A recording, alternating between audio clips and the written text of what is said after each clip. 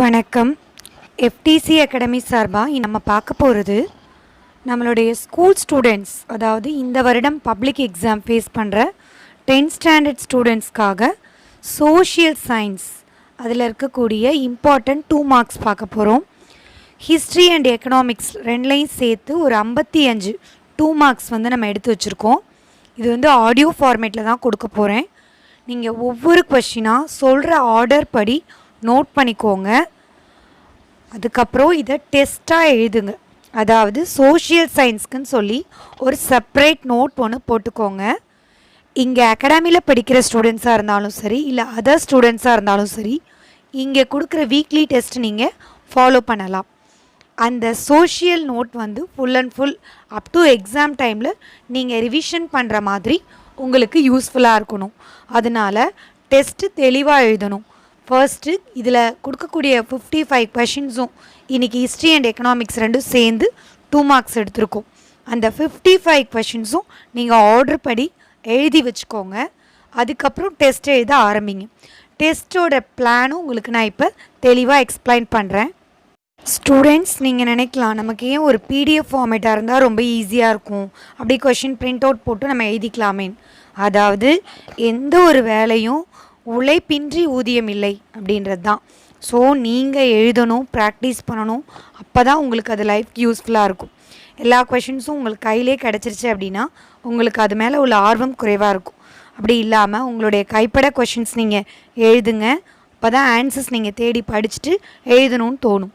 இப்போ நான் என்ன ஸ்டடி பிளான் கொடுத்துருக்கேன் அப்படின்னா, சோஷியல் சயின்ஸ் 10th இந்த மந்த் டிசம்பர், அதாவது இப்போ நவம்பர் நடக்குது, ஆக்சுவலாக கம்மிங் மந்த் டிசம்பரோட உங்களுக்கு சோஷியல் புக்கை நீங்கள் கம்ப்ளீட்டாக படித்து முடிச்சிருக்கணும். நம்ம அகாடமியில் ஆல்ரெடி உங்களுக்கு மேக்ஸ் பேரலாக போயிட்டுருக்கு, மேக்ஸ் டெஸ்ட்டும் போயிட்டுருக்கு. எந்த டெஸ்ட்டு எந்த கிளாஸ் நடந்தாலும் நீங்கள் அதை யோசிக்கக்கூடாது. அதுவும் படிக்கணும், அந்த டெஸ்ட்டும் எழுதணும், கிளாஸஸ் அட்டன் பண்ணணும். பேரலி உங்களுக்கு இந்த சோஷியல் புக்கை இந்த 1 மந்தில் நம்ம கம்ப்ளீட் பண்ணி வைக்கணும். அப்போ தான் நெக்ஸ்ட் சப்ஜெக்ட் ஜான்வரியில் சயின்ஸ் கம்ப்ளீட் பண்ண முடியும். மேக்ஸ் உங்களுக்கு எப்போதுமே பேரலாக போயிட்டுருக்கும், டெஸ்ட்டு போகும். ஸோ ப்ராப்ளம் கிடையாது, அதுவும் நீங்கள் எழுதுவீங்க. ஸோ இந்த சோஷியல் சயின்ஸோட பிளான் நீங்கள் கொஞ்சம் நோட் பண்ணிக்கோங்க. டிசம்பர் 5, அதாவது நெக்ஸ்ட் மந்த் டிசம்பர் 5 சாட்டர்டேக்குள்ளே நீங்கள் 2 marks history and economics complete பண்ணிவிடுவீங்க. இப்போ நான் ஒரு 55 கொஷின்ஸ் கொடுத்துருக்கேன்னா அதை நீங்கள் சாட்டர்டேக்குள்ளே கம்ப்ளீட் பண்ணியிருக்கணும். தென் ஏன்னா மற்ற பேரலல் ஒர்க்கும் இருக்குன்றதுனால உங்களுக்கு சொல்கிறேன். அதுக்கப்புறம் டிசம்பர் 12 அதில் சாட்டர்டேயில் ஜியாகிரஃபி சிவிக்ஸ்க்கு 2 மார்க்ஸ் கொடுப்பேன். அந்த வீக் ஃபுல்லாக நீங்கள் கம்ப்ளீட் பண்ணியிருக்கணும். டிசம்பர் 19 சாட்டர்டே அங்கே important 5 marks history and economics நான் 12th அன்றைக்கே போட்டுருவேன். அதை நீங்கள் 19th 5 மார்க்ஸ் ஹிஸ்ட்ரிலையும் எக்கனாமிக்ஸ்லையும் கம்ப்ளீட் பண்ணியிருக்கணும். டிசம்பர் 26 சாட்டர்டேயில் important 5 marks civics and geography complete பண்ணியிருக்கணும். கம்ப்ளீட் பண்ணிவிட்டு பேலன்ஸ் உங்களுக்கு 27, 28 அந்த 2 டேஸில் நீங்கள் மேப் பார்த்துடணும். மேப் இம்பார்ட்டன்ஸும் சொல்லிவிடுவேன். 29th உங்களுக்கு சோஷியல் ஃபுல் போர்ஷன் டெஸ்ட்டு நடக்கும். எந்த எக்ஸாம்ஸ் நாள் மேக்ஸே இருந்தாலும் சரி, கண்டிப்பாக 29th அன்றைக்கி மாடல் எக்ஸாம் 1 ஃபுல் போர்ஷன் ஒன்று நம்ம எழுதுவோம். அதுக்கப்புறம் 30th அகைன் ரிவிஷன் பண்ணிட்டு 31st இந்த இயர் எண்டோட உங்களுக்கு மாடல் எக்ஸாம் 2 கம்ப்ளீட் ஆகிடும்.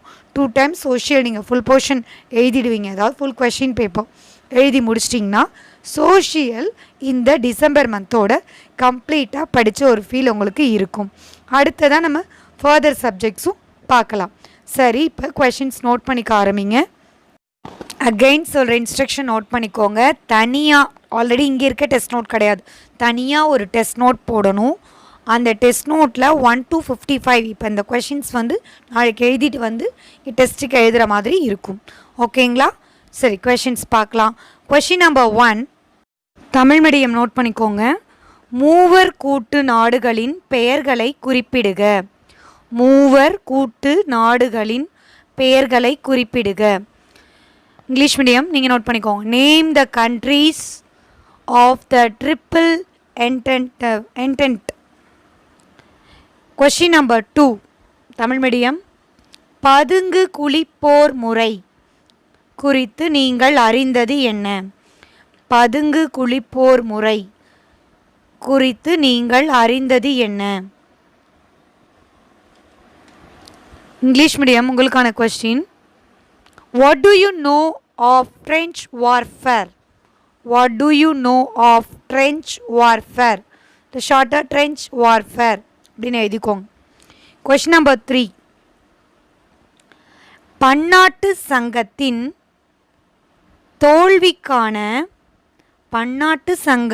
தோல்விக்கான ஏதேனும் 2 காரணங்களை பட்டியலிடுக. பன்னாட்டு சங்கத்தின் தோல்விக்கான ஏதேனும் 2 காரணங்களை பட்டியலிடுக. List out any 2 causes for the failure of the League of Nations. List out any 2 causes for the failure of the League of Nations. இந்த ஆர்டர் படி தான் நீங்கள் எழுதிட்டு வரணும்.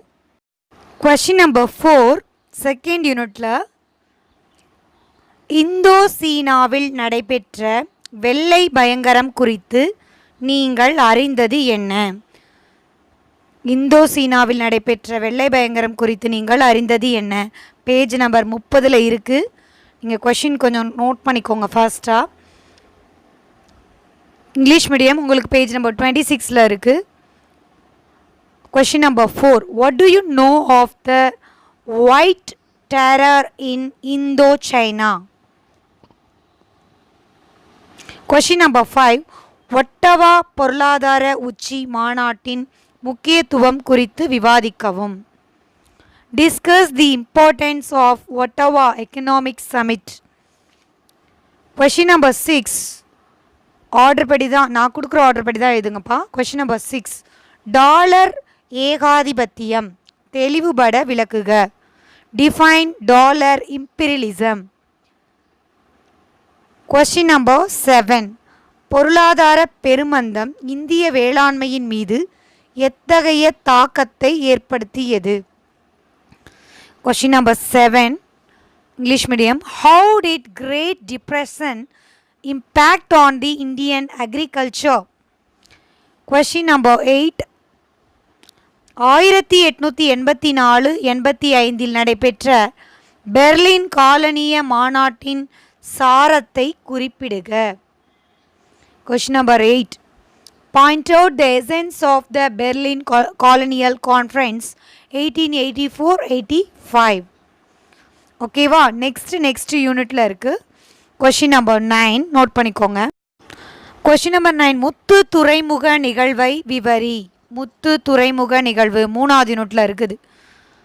Describe the Pearl Harbor incident.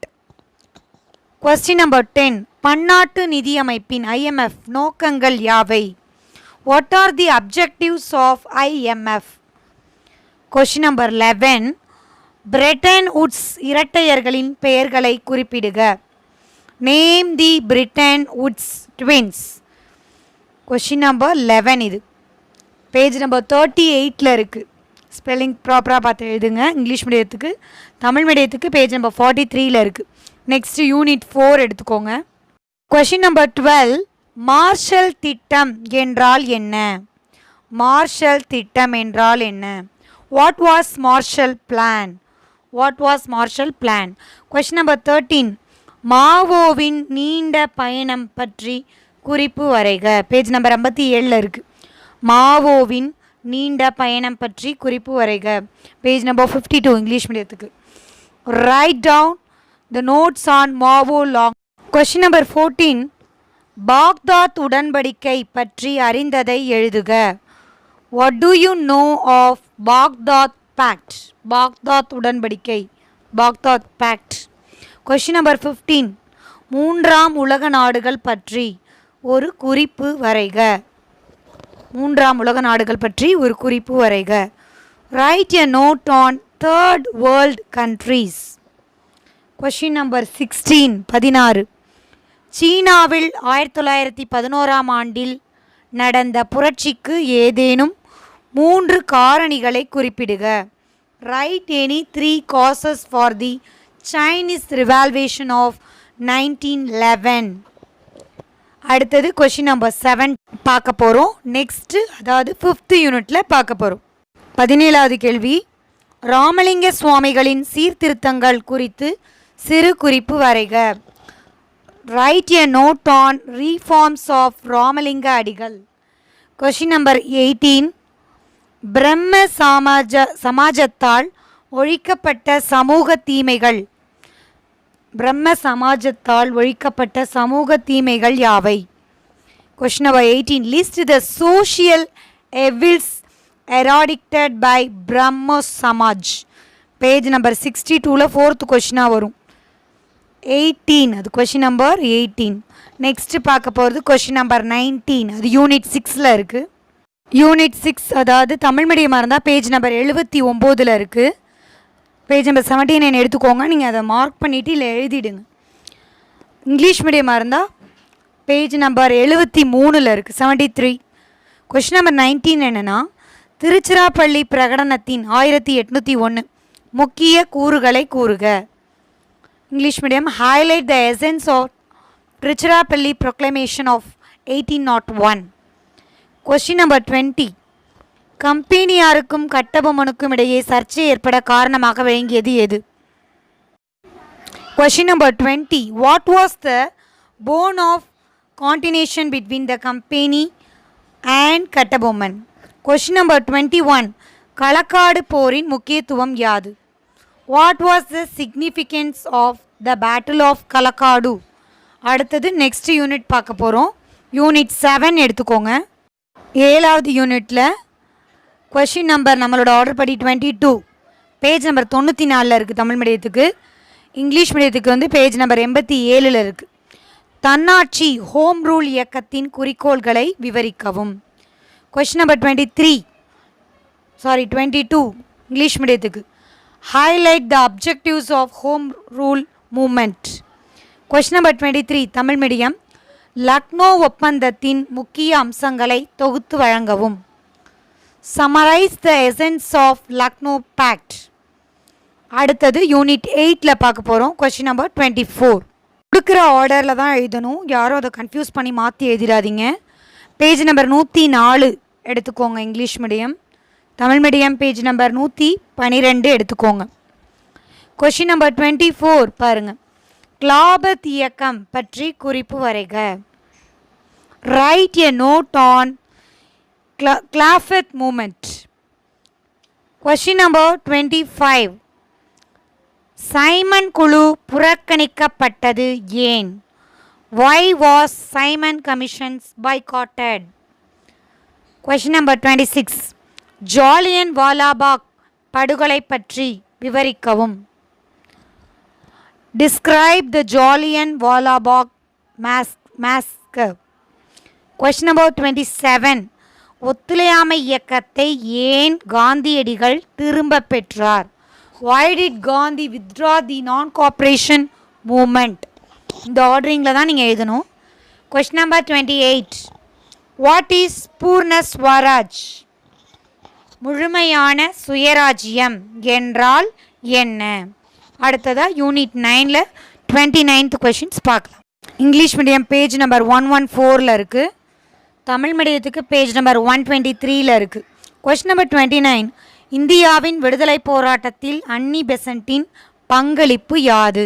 What is the contribution of Annie Besant of India's freedom struggle? Question number 30, மிதவாத தேசியவாதிகளின் பங்களிப்பை பட்டியலிடுக. List out the contribution of the moderates. அடுத்ததாக யூனிட் 10 பார்க்க போகிறோம். ஹிஸ்ட்ரியில் இது லாஸ்ட் யூனிட். பேஜ் நம்பர் 124 எடுத்துக்கோங்க. இங்கிலீஷ் மீடியம் 124, தமிழ் மீடியம் 134 எடுத்துக்கோங்க. Question number 31, estimate Periyar as feminist. பெரியாரை ஒரு பெண்ணியவாதியாக மதிப்பிடுக. கொஷின் நம்பர் 32, தென்னிந்திய நல உரிமை சங்கத்தால் வெளியிடப்பட்டுள்ள செய்தித்தாள்களின் பெயர்களை குறிப்பிடுக. Name the newspapers published by the South Indian Liberal Foundation. Question number 33, கடைசி கொஸ்டின் ஹிஸ்ட்ரியில். Write a note on Tamil renaissance, அதாவது ஃபர்ஸ்ட் கொஸ்டினாக வருது, தமிழ் மறுமலர்ச்சி குறித்து சிறு குறிப்பு எழுதுக. அடுத்ததாக நீங்கள் பொருளியல் எக்கனாமிக்ஸ் எடுங்க. 34லேருந்து 55 வரை எக்கனாமிக்கில் இருக்குது. எக்கனாமிக்ஸ் பொருளியல் பார்க்க போகிறோம். பேஜ் நம்பர் 302 இங்கிலீஷ் மீடியம் எடுத்துக்கோங்க. தமிழ் மீடியம் 319 எடுத்துக்கோங்க. 34வது கொஸ்டின், நாட்டு வருமானம் வரையறு, டிஃபைன் நேஷ்னல் இன்கம். 35வது கொஸ்டின், ஜிடிபியின் முக்கியத்துவத்தை எழுதுக, write the importance of gross domestic product. 36வது கொஸ்டின், தனிநபர் வருமானம் என்றால் என்ன, what is per capita income. 37வது கொஸ்டின், இந்தியாவின் பொருளாதார கொள்கைகளின் பெயர்களை எழுதுக, write the name of economic policies in India. 38வது கொஸ்டின், மொத்த உள்நாட்டு உற்பத்தி என்றால் என்ன, what is mean by gross domestic product. 39வது கொஸ்டின், சிறு குறிப்பு எழுதுக. 38 வாட் இஸ் மீன் பை எழுதிட்டிங்கன்னா 39 சிறு குறிப்பு வரைக. 7வது கொஸ்டின், மொத்த தேசிய மகிழ்ச்சி ஜிஎன்ஹெச் அண்ட் மனித மேம்பாட்டு குறியீடு HDI, cross national happiness human development index. இந்த லெசனில் 7 2 மார்க்குமே இம்பார்ட்டன்ட், பட் கொடுத்துருக்கிற ஆர்டர் படி எழுதுங்க. நெக்ஸ்ட்டு எக்கனாமிக்ஸ் பொருளியலில் 2வது லெசன் பார்க்க போகிறோம். எக்கனாமிக்ஸில் செகண்ட் லெசன் பேஜ் நம்பர் 310. அதில் 40வது கொஸ்டின், தமிழ் மீடியம் 329 எடுத்துக்கோங்க. 40வது கொஸ்டின், உலகமயமாக்கல் என்றால் என்ன, வாட் இஸ் குளோபலைசேஷன். 41வது கேள்வி, உலக வர்த்தக அமைப்பின் முக்கிய நோக்கம் யாது, write a short note on TRIPS and TRIMs. அதுக்கு அடுத்து 42வது கொஸ்டின், பன்னாட்டு நிறுவனங்கள் பற்றி சிறு குறிப்பு எழுதுக, write a short note on multinational corporation. இந்த லெசன் 8ல் இந்த 3 கொஷின்ஸ் மட்டும் சொல்லியிருக்கோம். அடுத்ததாக யூனிட் 3 பார்க்க போகிறோம். இங்கிலீஷ் மீடியம் பேஜ் நம்பர் 319 எடுத்துக்கோங்க. தமிழ் மீடியம் பேஜ் நம்பர் 339 எடுத்துக்கோங்க. இங்கிலீஷ் மீடியம் நோட் பண்ணிக்கோங்க. 43rd question, define food security according to FAO. இந்த கொஸ்டின் 43. FAOவின் படி உணவு பாதுகாப்பை வரையறு, அது 43வது கொஸ்டின். அடுத்தது 44வது கொஸ்டின், தமிழ்நாட்டில் உள்ள சில ஊட்டச்சத்து திட்டங்களின் பெயரை எழுதுக, write some name of the nutrition programmes in Tamil Nadu. அடுத்து 45வது கொஸ்டின், பசுமை புரட்சியில் இந்திய உணவுக் கழகத்தின் FCIயின் பங்கு என்ன. 45வது question, what is the role of FCI in green revolution. அடுத்தது 46, பசுமை புரட்சியின் விளைவுகள் என்ன, what are the effects of green revolution. 47, உணவு மற்றும் ஊட்டச்சத்து பாதுகாப்பின் 3 அடிப்படை கூறுகள் யாவை, what are the basic 3 components of food and nutrition security. இதில் இருக்க 5 கொஷினும் ஜஸ்ட் ஆர்டர் மட்டும் மாற்றி கொடுத்துருக்கேன். ஸோ அதை நீங்கள் ஃபாலோ பண்ணிக்கோங்க. அடுத்தது யூனிட் 4, அதோட பேஜ் நம்பர் தமிழ் மீடியம் 347வது பக்கம் எடுத்துக்கோங்க. இங்கிலீஷ் மீடியம் பேஜ் நம்பர் 327 எடுத்துக்கோங்க. 48வது கொஸ்டின், வரி வரையறுக்க, டிஃபைன் டேக்ஸ். 49வது கொஸ்டின், கருப்பு பணம் என்பதன் பொருள் என்ன, what is mean by black money. 50வது கேள்வி, write a short notes on goods and service tax, பண்டங்கள் மற்றும் பணிகள் வரி, சிறு குறிப்பு வரைக. 51வது கொஸ்டின், அரசுக்கு ஏன் வரி செலுத்த வேண்டும், why we pay tax to the government. 52வது கேள்வி, வரிகளின் வகைகள் யாவை, எடுத்துக்காட்டு தருக, what are the types of tax, give example. Next 3 questions தான் பேலன்ஸ் இருக்குது. யூனிட் 5 எக்கனாமிக்ஸ் பொருளாதாரத்தில் 5வது லெசனில் இருக்க கொஷின். 53வது question, what is mean by entrepreneur? Page number 337, English medium. Tamil medium 357. 53வது கேள்வி என்னென்னா, தொழில் முனைவோர் என்பவர் யார்? 54வது கொஷின், தொழில் முனைவு என்றால் என்ன? 54வது question, English medium, what is entrepreneurship? கடைசி கொஷின், தமிழ்நாட்டில் உள்ள 3 தொழில்துறை வளர்ச்சி மேம்பாட்டு நிறுவனங்களையும் அவற்றின் பங்கினையும் குறிப்பிடுக. The last question, mention any 3 industrial development agencies in Tamil Nadu and their role. இந்த கொஷின்ஸ் மட்டும் படிச்சிருங்க. இந்த வீக்குள்ளே இந்த 2 மார்க்ஸ் முடிச்சிருங்க. செப்பரேட்டாக சோஷியல் சயின்ஸ்க்கு ஒரு நோட் போட்டுக்கோங்க. 2 மார்க் 5 மார்க் எல்லாமே அந்த நோட்டில் தான் எழுதுவீங்க. அதுதான் நீங்கள் ரிவிஷனும் பண்ண போகிறீங்க. ஸோ நீங்கள் எழுதுகிற நோட்ஸ் ப்ராப்பராக இருக்கணும், கரெக்டாக இருக்கணும். பாயிண்ட் தெளிவாக எழுதுங்க. டே வைஸ் நீங்கள் பிரித்து கூட எழுதலாம், ஆனால் கரெக்டாக தெளிவாக எழுதுங்க. நன்றி, வணக்கம்.